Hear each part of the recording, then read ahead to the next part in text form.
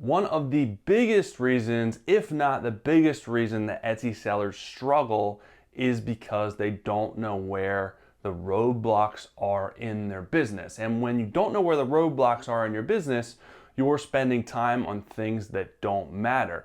And we all know that we have limited time, some more than others, but at the end of the day, most people have limited time. It's a finite resource. So if we're spending time on things that literally aren't helping our business grow and improve, we are basically wasting time on the wrong things, and our business is not going to improve. We're not going to get more sales. We're not going to get more traffic. We're going to be frustrated and eventually stop and quit and not do it because of the frustration, and we're not going to keep doing it. So the goal of this training and this video is to help you focus and help you see where the roadblocks are in your business and kind of give you some real life examples so you can kind of start looking at your business more intuitively, so that you can focus on the right things and focus on things that actually matter so you can improve your business. That's the goal.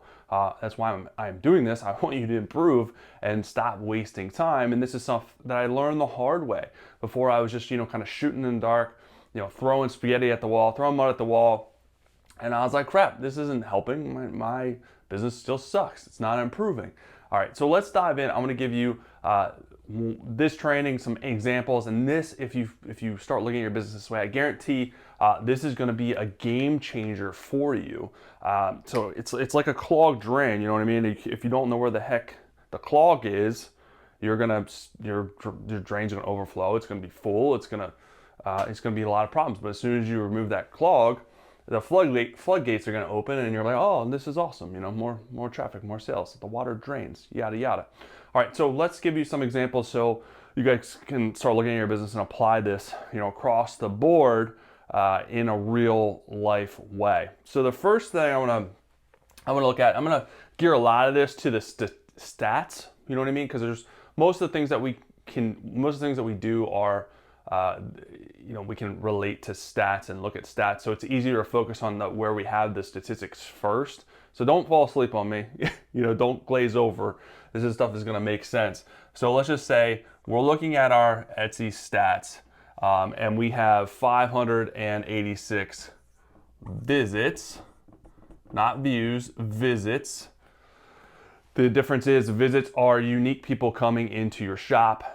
You can have one person come into your shop, visit, looking at 20 items, views. All right, so I'm not looking at views. I want unique people coming in. That's where this really matters. So 586 visits. We have 6 orders. 6 of those people actually converted and bought.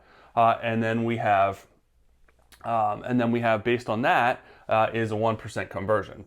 Basically, how you figure that out is 6 people bought, you divide that by 586, that's a 1% conversion.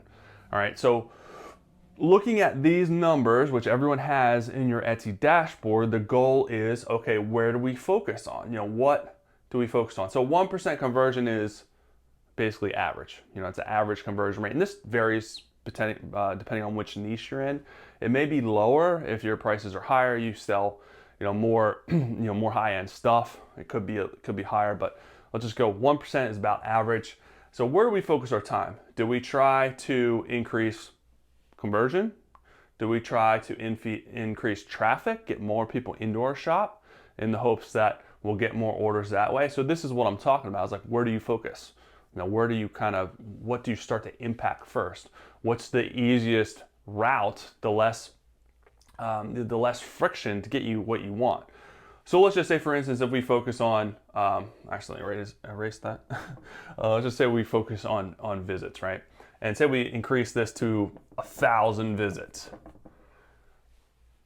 All right, we increase it to 1,000 visits, but our orders stayed the same. It didn't impact anything. We still have 6 orders.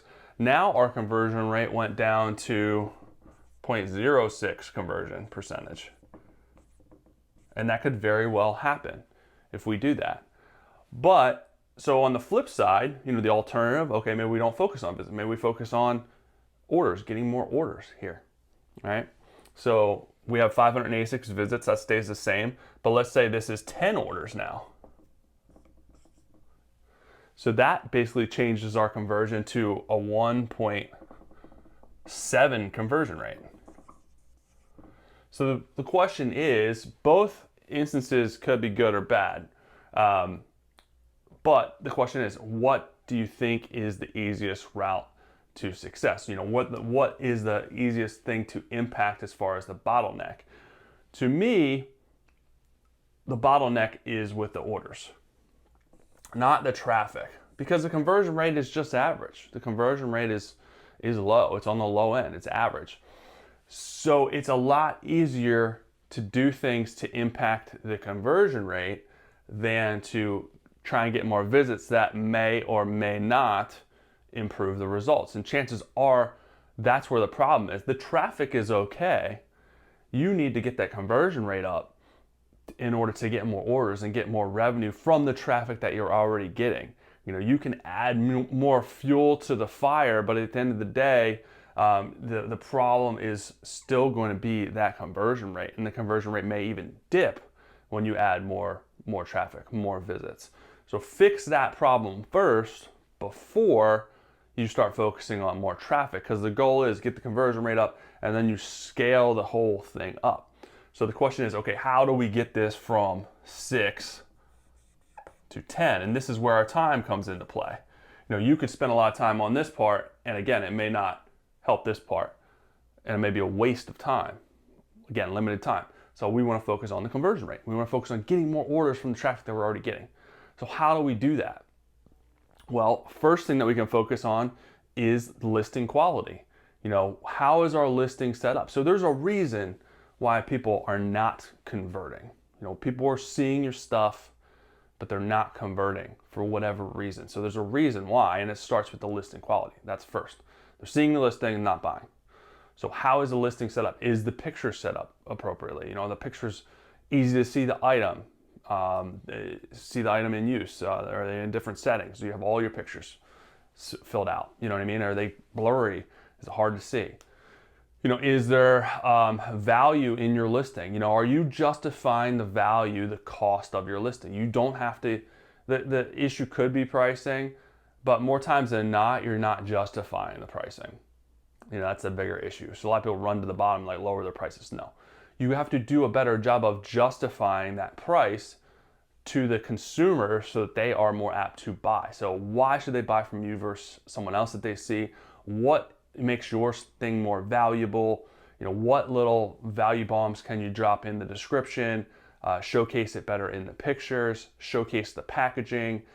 Does it come with any accessories? Are there any little add-ons that kind of make yours better? So think about it like that. Why should they buy from you versus someone else? So that's usually a big problem, is value. The description, make sure all that stuff's in your description. Make sure your description's good, not just one line. Is there confusion in your listing? That sometimes happens, especially if there's like personalization. People are just confused, so they leave. It doesn't make any sense. Are your shipping times good? If it's something that you can produce pretty quick and then your shipping time's a week out, people aren't going to buy. So 2 to 3 days is usually appropriate shipping time. So those type of things matter. The other thing that you can do to impact conversion is, do you have coupon codes set up for people that add their items to cart, people that favorite items but don't buy, to help bring them back with a little bit of a discount, a little bit of incentive for them to buy? So those are things that you can do. Other things that you can do is create a little bit of scarcity, create a little bit of urgency. Scarcity and urgency. Maybe you have limited quantities, or you do a sale that's ending soon, a limited sale. Scarcity, urgency, help people buy a little bit more too. So those are all like little marketing tactics that you can do to try and impact this before you mess with this, because this traffic, may not be that bad, and you start messing with the traffic part before this part, it could really screw things up. So focus on the conversion, and then focus on the traffic. So that's one example. That's kind of like a higher level overall. Let's go like an actual listing example, like looking at the listing stats. So let's just say we're looking at an individual listing stats for last like 30 days. So this is like a 30-day listing stats, which is a good time frame to look at your listings. So say you look at a listing that has 5 visits, and it has one sale. And this is, we know, you take 1 divided by 5, and that gives us a 20% conversion. So you're like, holy crap, 20% conversion. That is awesome. You know, that's like, but it's only one sale. You know what I mean? You can have as high of a conversion as you want, but at the end of the day, it's still only one sale. So where is the bottleneck? You know what I mean? The bottleneck is not this. That's fine. That's good. You're converting. But the bottleneck is this, because the goal is to get more of this to get more of this. This will probably come down. This is inflated because it's only 5 visits. So we're not going to spend time with the things that I talked about in the last one trying to increase this because it's already crazy high. That would be a waste of our time. Our time needs to be spent getting more traffic to this listing because it's converting. So getting more traffic. So that's going to be our bottleneck, our area of focus. Now, mind you, this could be a time issue. I'm going to start with that. Maybe we just did this, 5 visits. Maybe it's only been up for a couple of days, you know, or a week. So we may just need to let it go and let it ride and give it a little bit more time. But if it's been up, you know, if this has been up for like a month, 2 months, there's a problem here. There's a problem with the traffic. So that's where we don't let it sit anymore. We got to start trying to impact this number and get more traffic. So there's things that we can do to impact this inside of Etsy and outside of Etsy. Outside of Etsy, maybe you start posting it to social media. You send it out to your email list. You let more people know about it so that they come and hopefully buy it. Inside of Etsy, it's going to be an SEO thing. It's going to be a keyword thing. So you need to get more people to click into your listing. So it needs to be shown more in search. So it could be a keyword problem. You know, look at the keywords you're using. Maybe they're not specific enough. Maybe there's not enough of them. You need to take some out, put some in, rearrange the keyword that shows up first in your title as a long tail keyword so that more people find this listing. Maybe you have some of the wrong keywords in there. Maybe you have some low value keywords that just people aren't using those terms to search, which happens a lot. So usually the common 2 problems are people using the wrong keywords that are like low value that people aren't putting into search, or they're not using enough keywords in their listing. Their title has like 3 words in it. They have 2 tags. Fill out all your title, 160 characters, all your tags, 13 tags, fill out your description. That stuff all plays into search. So that is how we can start to work to improve this. So hopefully this will continue to go up. Ultimately, this conversion is going to go down as you get more traffic. But the goal is as long as you're getting more sales, then you're fine. So that is another example. And here is another example for you. So we have a listing that has 100 visits. And this listing has 3 sales, which we know, doing the math, that is a 3% conversion rate. All right, so that is above average as far as the conversion rate goes. 100 visits, 3 sales. So where is the bottleneck here? Where do we focus? And this is a trick one because you should not touch this listing. Don't focus on this listing. This listing is doing just fine. It's above average here. You got a couple of sales. You got 100 visits. So you're getting traffic. You're getting sales. Your conversion rate is above average. Let that baby ride. A lot of people get greedy and then they start to tweak the SEO here, and then this, starts to drop. Traffic starts to drop, sales dwindle, and then the conversion rate starts to tank. So don't mess with it. Don't get greedy. I see that all the time. You have a best performing listing or a listing that's performing above average, and then you mess with it because you're like, oh, what if I can get a little bit more? What if I can juice this baby a little bit more? Don't do it. Don't do it. You're going to mess it up, man. You're going to mess up a good thing. So just let it ride. Don't get greedy. Focus on your other listings that need to be focused on. So that is another thing for you. Don't waste time on listings that are fine and don't need your time. All right. So let's look at kind of like a pullback to kind of like a broad spectrum. So say you have 10 listings, and say you have 50 visits overall out of those listings that you have. You have 0 sales, boo, 0 conversion, because obviously you can't have a conversion percentage if you don't have any sales. All right, so what do we do here? What do we do in this case? You know what I mean? Based on what I already told you, you may think, okay, well, I don't have any sales or conversions. I need to start there. You know, I need to work here. Sales, conversions, you know. So I need to see if I can get those 50 visits to convert. Or maybe I just need to get more traffic because I only have 50 visits. So maybe I need to focus here to try to get more traffic. Well, both of those are wrong, in my opinion. That should not be your focus.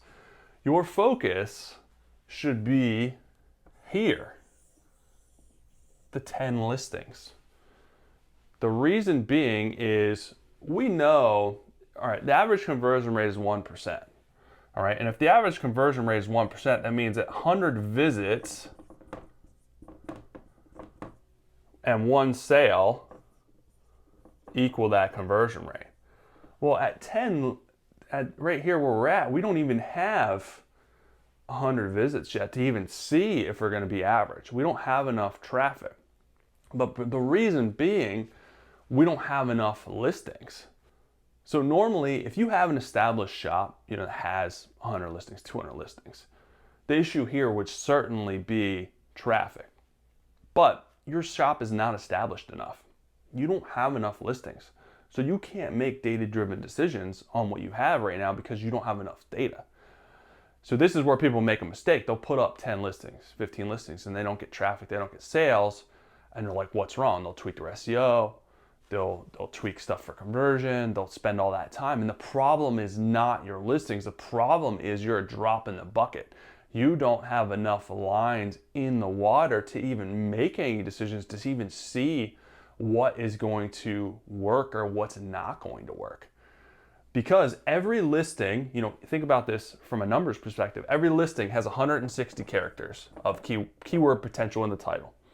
Every listing has 13 tags of potential keywords.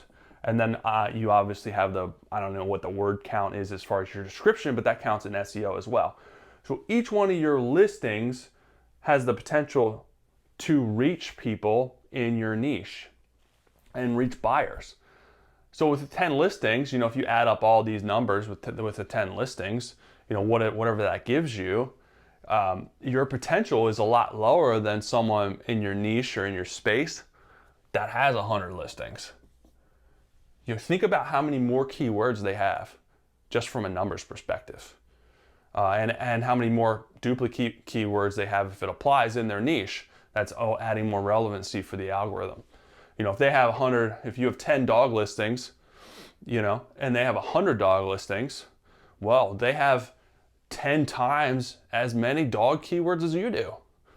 So if you have a similar listing, this person is going to get shown to a potential buyer well before you get shown, and they're going to get the visit, and then they're going to get the potential conversion, they're going to get the potential sale way over you. Just from a sheer numbers perspective, from a relevancy perspective, Etsy's whole goal in life is to find the most relevant listings and put them in front of a person that has the highest chance, highest potential of buying. So if you have 5 listings in a particular niche and then this person has 20, they're going to probably put their listing first, because if the person doesn't find that one listing that they show them, they're going to have 19 more where they're going to have a higher potential of buying and making sales. So this is why you need to kind of pull back, look at kind of the big picture, and make sure that you're focusing on the right things, so that down the road you can then start to kind of dial in and narrow your focus and focus your time on the things that actually matter. Because as we build out your shop, you know, you're going to get more traffic, you're going to get more sales, you're going to start to see which listings are bringing in traffic, so you can do more of those listings, less of the ones that aren't, and then you start making your other data-driven decisions based on how things are performing. But this is an example of how to look at what you're doing in your business and focus on removing the bottlenecks and not just kind of shooting in the dark and throwing your time around, because your time is really valuable. So I want to make sure that you're focused on the things that are going to make the biggest impact in your business, so that you can grow and be in this thing for a long haul and not have to close things down and be frustrated. All the things that comes with running a business. And this applies through Etsy. This applies if you start another e-commerce shop. This applies to any business out there. You can apply this. So hopefully that helps. Hopefully you found value in this. But look at your business, make sure you're focused on the right thing.